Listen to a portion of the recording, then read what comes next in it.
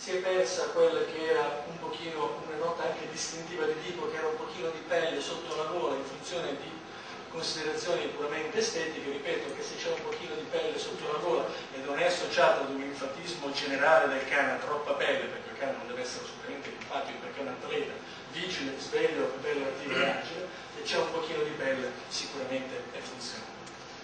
Ecco, per la pelle elastica è spesso anche perché questa pelle serviva di protezione a proteggere la gola nel capitato o inaugurato caso di un incontro con il puma, con gli artigli, per poter proteggere la giugulare e la zona, che è una delle zone chiaramente più sottoposte a rischio.